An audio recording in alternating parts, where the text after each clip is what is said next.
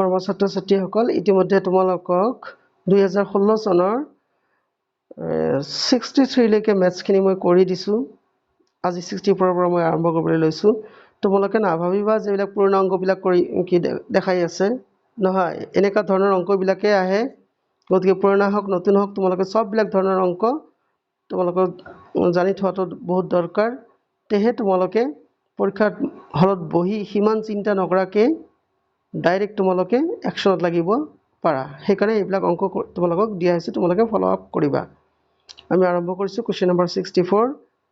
আচ্ছা, নতুন দিল্লীৰ পৰা হৰিদ্বাৰলৈ ৰেলৰ টিকেটৰ দাম 15% বঢ়াই দিয়াত 759 টকা হ'ল। টিকটৰ মূল দাম কিমান আছিল? আচ্ছা, তোমালোকৰ আগৰ দামটো নাই, তেনেহ'লে তোমালোকে এনেকৈ লিখিবা। কুৱেশ্যন নম্বৰ 64টো কৰি দিছোঁ। 64 তোমালোকে লিখিবা, ধৰা হ'ল আগৰ দামটো আছিল আমাৰ x টকা। আগৰ দাম আছিল কিমান? x টকা। তেনেহ'লে এই x টকাৰে কিমান বঢ়াইছে? x টকাটো থাকিলে আৰু লগতে x টকাৰ আমি কিমান পাৰ্চেণ্ট বঢ়াইছোঁ? 15%, মানে 15/100। এতিয়া মূল দাম আৰু দামৰ ওপৰত বৰ্ধিত দামটো দুটা মিলাই কিমান টকা হৈছে বুলি কৈছে?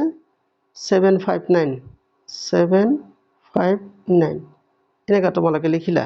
এতিয়া এক্সৰ মানটো আমাৰ উলিয়াব পাৰিলে আমাৰ কামটো হৈ যাব। গতিকে আমি কেনেকৈ উলিয়াম?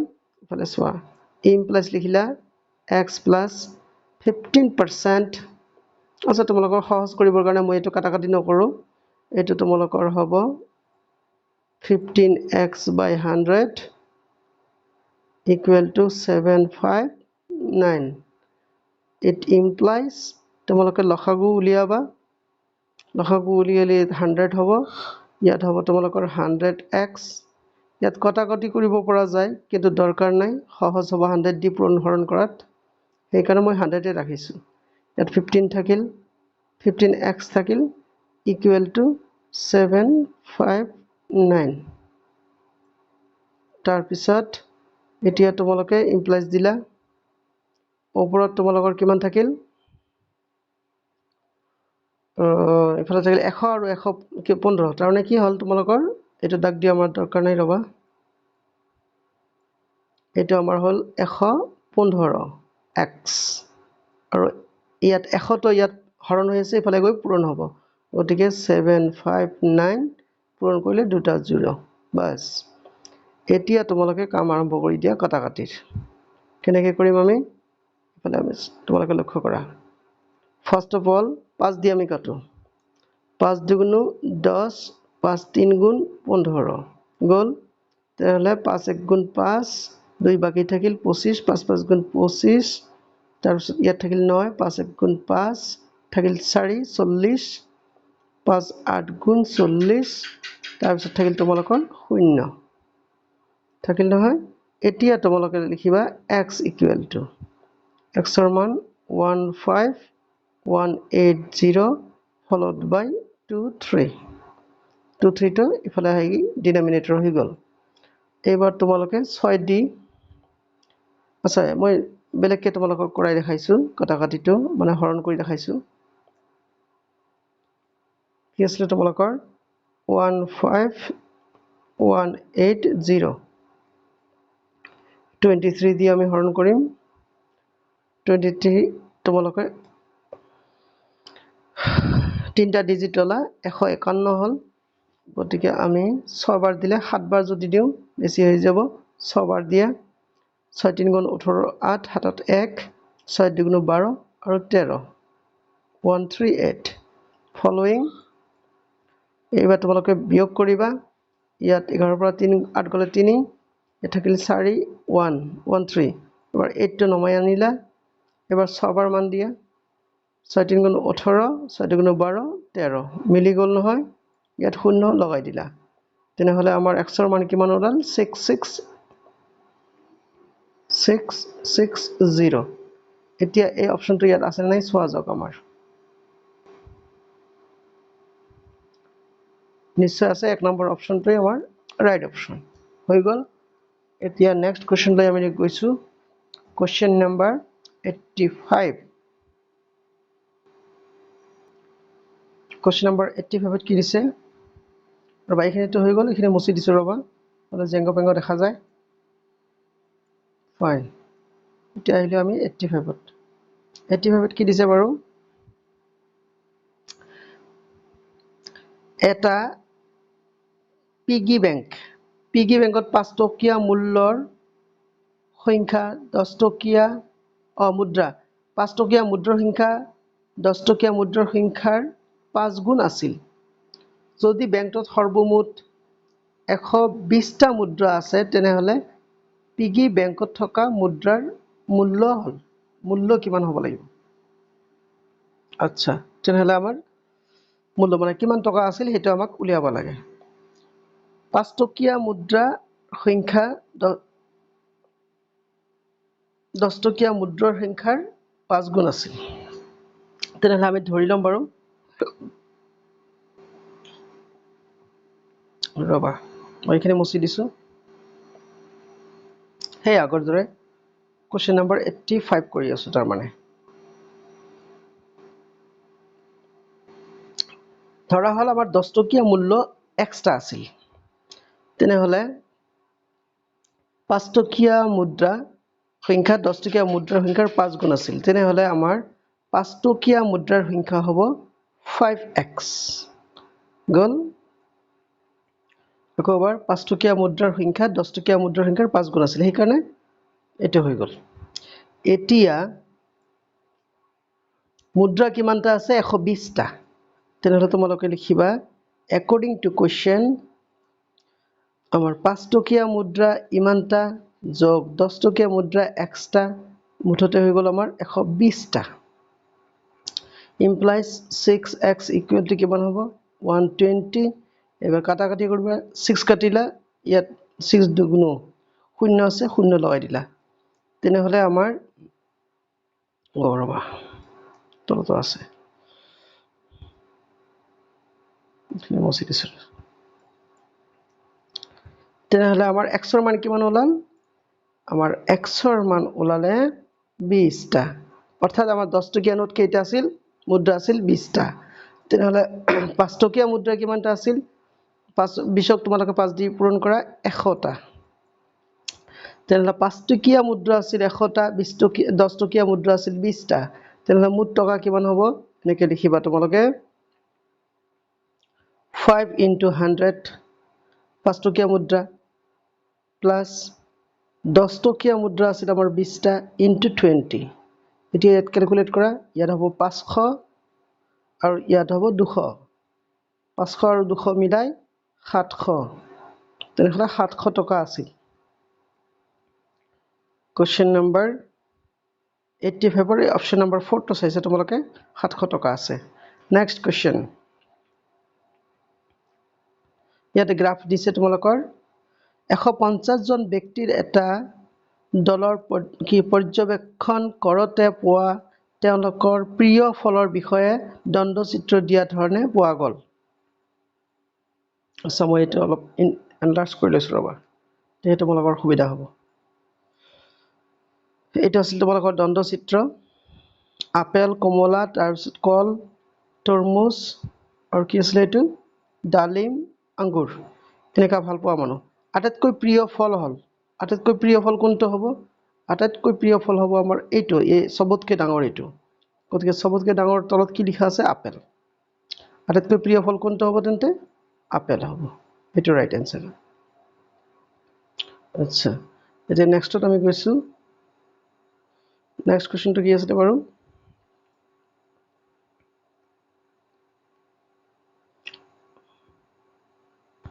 Next 67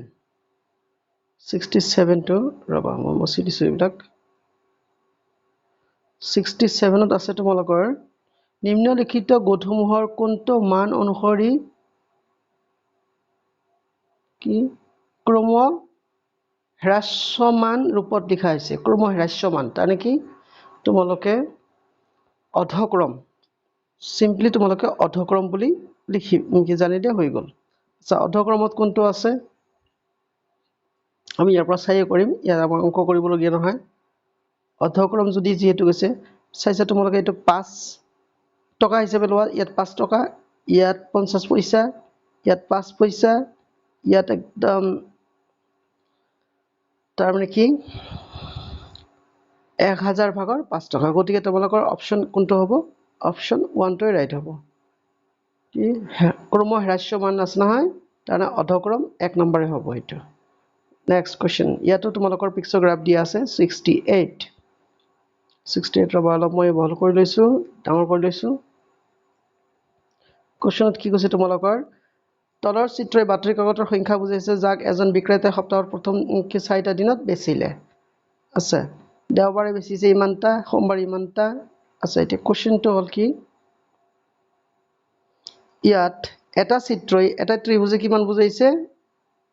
200খন বাতৰি কাকত বুজাইছে, হয় নাই? তেনেহ'লে এতিয়া আমাৰ কুৱেশ্যন লৈ আহোঁ। কুৱেশ্যনত কি দিছে বাৰু, যদি প্ৰত্যেক দিন তেওঁ ক্ৰমশঃ 20, 30, 10 তথা 40 বাতৰি কাকত ৰৈ যায়, তেন্তে তেওঁৰ সৰ্বমুঠ কিমানখন বাতৰি কাকত কিনিলে? আচ্ছা, ইয়াত কৈছে কি, প্ৰথম দিনা 20খন ৰৈ গৈছে, 30খন ৰৈ গৈছে, 10খন ৰৈ গৈছে তথা 45খন বাতৰি ৰৈ যায়, তেন্তে তেওঁ সৰ্বমুঠ কিমানখন বাতৰি কাকত কিনিলে? আচ্ছা, আমি ফাৰ্ষ্টতে উলিয়াম কিমান, যে দেওবাৰ দিন তেওঁ কিমানখন বাতৰি কাকত বেচিছিলে না? ইয়াত আছে দেওবাৰ আছিল তোমালোকৰ 4টা, তাৰপিছত সোমবাৰ আছিল তোমালোকৰ 5টা, তাৰপিছত মঙ্গলবাৰ আছিল তোমালোকৰ 3টা, আৰু তাৰপিছত ইফালে তোমালোকৰ বুধবাৰ আছিল 4টা। এই চবকেইটা যোগ কৰি লওঁ, 8, 8, 16। তেনেহ'লে ইয়াত 16টা পিকচাৰ আছে। তেনেহ'লে 16টা পিকচাৰত তোমালোকে এটা পিকচাৰে বুজাইছে 200, গতিকে 16টা পিকচাৰে তেনেহ'লে কিমান বুজাব? মই অলপ এই কৰি দিছোঁ। 16টা পিকচাৰে তেন্তে তোমালোকক বুজাব, ৰ'বা, 16 পূৰণ 200, ইমানটা তেওঁ বিক্ৰী কৰিছে, কিন্তু ৰৈ গৈছে কিমানটা?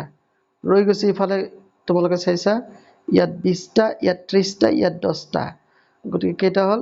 ইয়াত 60টা, 60টা আৰু 45, 60 আৰু 45 105। তেনে ইয়াৰ লগত তোমালোকে 105 যোগ কৰি দিবা। তেনেহ'লে ইফালে কিমান হ'ব? 1600 আৰু ইফালে 105, তেনেহ'লে কিমান হ'ব? 1705টা। 1705খন কিতাপ তেওঁ কিনিছিল। ইয়াত কিমান আছে? ইয়াত আনচাৰটোত ইয়াত ভুল হৈ গ'ল কিয় বা? অপশ্যনটো, যদি প্ৰত্যেক দিন তেওঁৰ ওচৰত ক্ৰমশঃ ইমান তথা ইমান বাতৰি কাকত ৰৈ যায়, তেন্তে তেওঁৰ পৰা সৰ্বমুঠ কিমানখন বাতৰি কাকত? আছে, এইখিনি ৰৈ গৈছে নহয়। ৰৈ যোৱা হ'লে তোমালোকক কি কৰিব লাগিব? ছাবষ্ট্ৰাক্ট কৰিব লাগিব, মানে বিয়োগ কৰিব লাগিব। বিয়োগ কৰিলেও তোমালোকৰ এনচাৰটো নহয়। আচ্ছা, ৰ'বা, এইখিনি মই আৰু এবাৰ তোমালোকক চাই দিছোঁ ভালদৰে। ইয়াত এটা অলপ চিলি মিষ্টেক হৈছে কেলকুলেশ্যনত, সেইবিলাক বস্তু তোমালোকে ধ্যান দিবা। কেতিয়াবা আমাৰো ভুল হয়। যেনেকৈ 1600 পূৰণ 200 কিমান হ'ব? 3200 হ'ব, নহয় নে? তেনেহ'লে তোমালোকে ইয়াত লিখিব লাগিব কি? 3200, 3200। আচ্ছা, 3200ৰ লগত যদি তোমালোকে এতিয়া সেইটো যোগ কৰা, কিমান হ'ব? ৰ'বা, মই তোমালোকক স্পষ্ট বুজাই দিছোঁ, এইটো মুচি দিছোঁ। 3200 প্লাছ 105, তেনেহ'লে কিমান হ'ব? 3305 হ'ব। অপশ্যনটো ইয়াত আছেনে বাৰু? অপশ্যন নম্বৰ 1, এইটো তোমালোকৰ কাৰেক্ট আনচাৰ। নেক্সট কুৱেশ্যন আছিল তোমালোকৰ 69, তলত দিয়া কোনটো সংখ্যা আটাইতকৈ সৰু? আটাইতকৈ সৰু বুজাইছে, তোমালোকক বুজাব লাগিব। আচ্ছা, এইটো তোমালোকে কেনেকৈ কৰিবা? প্ৰত্যেকটোতে 8 আছে নহয়, 8 তোমালোকে কাটি দিলা, 8 ধামধুম কাটি দিলা মনে মনে নহয়, ডাইৰেক্ট কাটিবা। তাৰপিছত ইয়াত আছে, ইয়াত 3 আছে আৰু ইয়াত 2 আছে, গতিকে এই দুটা হ'ব নোৱাৰে, এই দুটা হ'ব, এই দুটাৰ পৰা এটা হ'ব। আচ্ছা, এইবাৰ তোমালোকে ইয়াৰ পৰা তোমালোকে 2 কাটি দিলা, কাটি দিয়াৰ পিছত চাবা ইয়াত আছে 3 শতক স্থানত ইয়াত 3 আছে কিন্তু ইয়াত শতক স্থানত 1 আছে গতিকে এইটো হ'ব তোমালোকৰ ৰাইট অপচন নেক্সট কোৱেশ্চন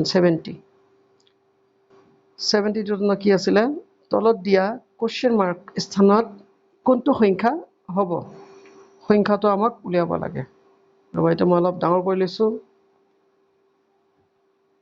আচ্ছা এতিয়া কথা হল কি অলপ এইবিলাক টেকনিক্যাল হয় এনেকৈ আমি কৰিব পাৰোঁনে ইয়াত 30 আছে নহয় এয়া 8 - 3 কৰিলে 5 5 6 = 30 চাওঁচোন এনেকৈ হয় নহয় ইয়াত 7 - 2 5 হ'ল 5 9 = 45 ঠিক আছে বাৰু তেনেহ'লে ইয়াত 9 - 5 কিমান হ'ব 4 4 3 = 12 গতিকে ইয়াত হ'ব 12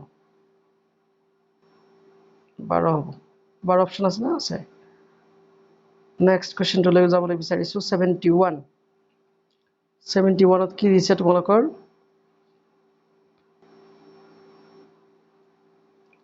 ৰবা ইংটো চেঞ্জ কৰি লৈছো এইবাৰ ৰেড লৈছো আচ্ছা এইবাৰ হ'ল তোমালোকৰ পাঁচটা অংক দি আছে এই সংখ্যা কেৱল এবাৰ প্ৰয়োগ কৰি আটাইতকৈ ডাঙৰ সংখ্যা আৰু আটাইতকৈ সৰু পাঁচ অংকীয় সংখ্যাৰ মাজত পাৰ্থক্য উলিয়াব দিছে আচ্ছা এইটো সবতকৈ ডাঙৰ সংখ্যা কোনটো হ'ব ইয়াৰ পৰা আমি বনাব পাৰিম 9 6 4 1 0 আৰু সবতকৈ সৰু সংখ্যাটো কি হ'ব 1 0 4 6 9 আচ্ছা সৰু পাঁচ অংকীয় সংখ্যাৰ মাজত পাৰ্থক্য এতিয়া পাৰ্থক্য উলিয়াব দিছে নহয় এতিয়া মাইনাছ কৰিবা তোমালোকে ইফালৰ পৰা তোমালোকে 1 বড় কৰিলা ইয়াত 10 10ৰ পৰা 9 গ'লে 1 ইয়াত থাকিল 0 ইয়াৰ পৰা 1 বড় কৰিলা ইয়াত থাকিল 10 10ৰ পৰা 6 গ'লে 4 ইয়াত থাকিল তোমালোকৰ 3 ইয়াৰ পৰা বড় কৰিলা 13ৰ পৰা 9 4 গ'লে 9 ইয়াত থাকিল তোমালোকৰ 5 আৰু ইয়াত 9 - 1 8 8 5 9 4 1 8 5 9 4 1 এইটো অপশ্যনে কাৰেক্ট অপশ্যন নেক্সট অপশ্যনটো কি আছিলে 72 তোমালোকে চাবা